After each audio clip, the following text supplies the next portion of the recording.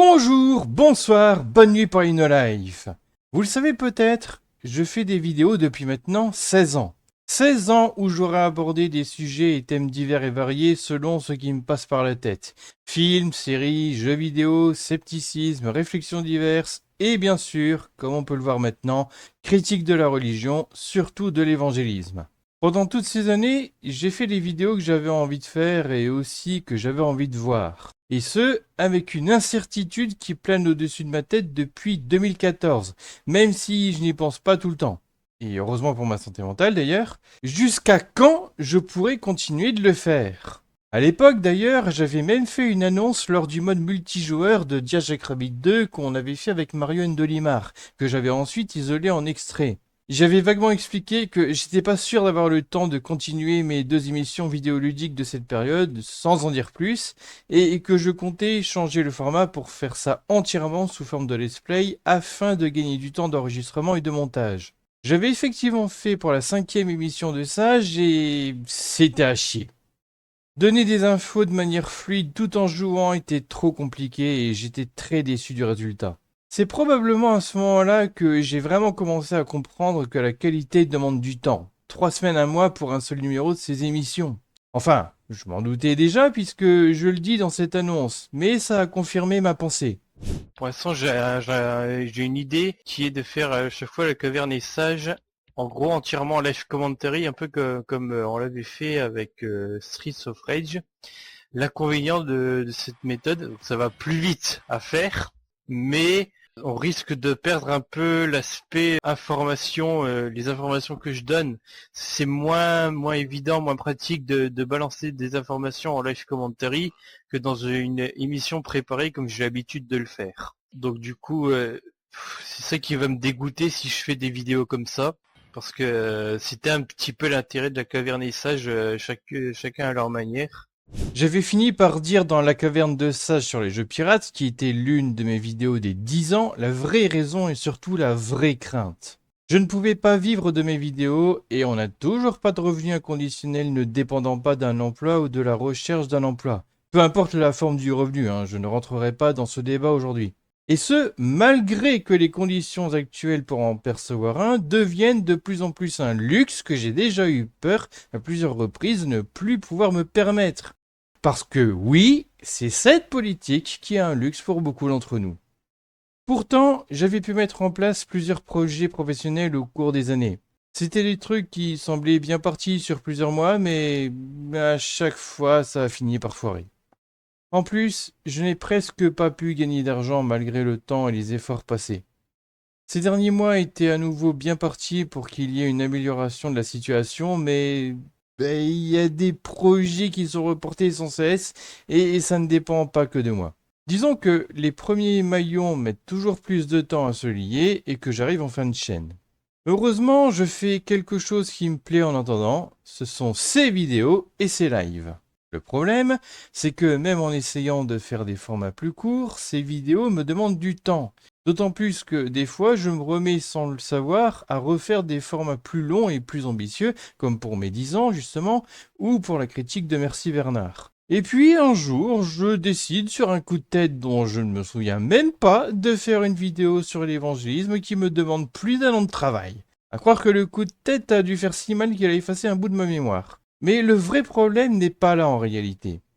Je pense que vous avez deviné, le vrai problème, c'est que j'ai passé un temps incalculable de ma vie à faire toutes ces vidéos sans jamais gagner d'argent. Comme vous le savez, j'ai lancé un Tipeee en août dernier. Malheureusement, ça a été un échec glacial jusqu'à présent. En général, ces vidéos ne me coûtent pas d'argent à proprement parler dans le sens où d'habitude je n'achète rien pour faire telle ou telle vidéo. Bon, là je voulais vous donner quelques exemples d'objets que j'achète et que je vous montre ensuite en vidéo, mais je ne veux pas digresser. Si vous êtes curieux, faites pause. Bref, tout ça pour dire que ce que je fais depuis tout ce temps me coûte surtout du temps, mais du temps que je ne suis jamais arrivé à convertir en argent. Et comme je l'ai déjà dit, ce n'est pas une mauvaise idée que je gagne de l'argent. C'est pas une obsession, mais c'est juste que le seul argent que j'arrive à obtenir facilement, ce sont les pièces et les billets en chocolat qu'on a autour de Noël et Pâques. Que j'échange contre de l'argent réel en plus. Du coup, je vais essayer de faire autrement par rapport à mon Tipeee et je compte mettre en place deux choses. D'abord, poster de temps en temps des vidéos bonus qui ne seront accessibles que par mes donateurs. En principe, elles seront faites plus rapidement parce que le but, c'est pas que ça me prenne autant de temps à faire qu'une vidéo publique. Les bonus ne doivent pas me ralentir encore plus dans mon travail. Il y a déjà une vidéo de disponible là-dessus. C'est la lecture commentée, j'insiste parce qu'une lecture normale n'aurait pas d'intérêt en bonus contre un don. Je pense pas être spécialement agréable à écouter, genre au point de payer pour ça. Donc c'est la lecture commentée d'un article du site évangélique God Question dont le sujet est « La femme doit-elle se soumettre à son mari ?» À l'origine, je voulais le faire dans la vidéo « L'évangélisme est-il un autoritarisme de droite ?» mais c'était trop long. J'avais dit dans cette vidéo que ce bonus devait sortir 2 semaines après la sortie de celle-là, mais je n'avais pas prévu au départ d'en faire un bonus Tipeee. Donc j'espère ne décevoir personne, mais de toute façon, la vidéo sur l'échelle RWA ayant fait étrangement très peu de vues, je ne crois pas avoir créé une grosse attente avec ça. Et bon, j'avoue qu'en y repensant, j'espère ne pas avoir commis une erreur. Peut-être aussi qu'en bonus pour les donateurs, je pourrais proposer des aperçus, même via des captures d'écran, de mes prochaines vidéos, voire de mes miniatures. Alors, par exemple, quand je dis capture d'écran, c'est typiquement du logiciel de montage. Donc, pour l'instant, j'ai décidé que ces bonus seraient débloquables à partir de 1 €. Ensuite, j'ai eu une deuxième idée. Alors, je sais que ça fait pas penser à Tipeee, mais plutôt à d'autres plateformes de dons, ou plutôt de financement participatif en fait, mais en vrai pas tant que ça. Bref, j'aimerais que mes prochaines vidéos, du moins certaines, soient débloquées une fois un objectif de don atteint. En fait, l'idée c'est de faire un peu comme dans les lives d'événements caritatifs. Je vais vous montrer ça. Vous avez sûrement déjà vu ce genre de barre de dons en haut de l'écran pour le peu que vous regardiez des lives de jeux, de divertissement ou autres, notamment sur Twitch. Dans cet exemple, l'idée c'est que vous fassiez un don sur Tipeee Stream, alors attention, c'est pas la même plateforme, pour remplir cette barre. On peut voir à gauche qu'il faut un montant total de 100 € de vos dons pour la remplir à 100%. Et si ça se fait, ça débloque la sortie d'une vidéo donnée dont je mettrai le titre ou du moins le sujet à la place de ma prochaine vidéo. Par contre, vous pouvez voir à droite qu'il y a un temps imparti. Bon, ça, je ne pense pas qu'on puisse le désactiver, c'est imposé par le widget de Tipeee Stream. Pour cet exemple, j'ai fixé la date limite jusqu'au 1er mai, mais je le changerai probablement et surtout, je mettrai peut-être un délai plus long qu'un mois. Après, j'avoue que pour l'instant, j'ai envie de laisser les 100 €. Maintenant, il faudra voir dans la pratique ce qui sera réaliste. À savoir qu'avant de lancer officiellement cette barre de dons, je commencerai les recherches et un peu l'écriture pour être sûr que je puisse faire la vidéo et que je ne me lance pas avec une idée foireuse.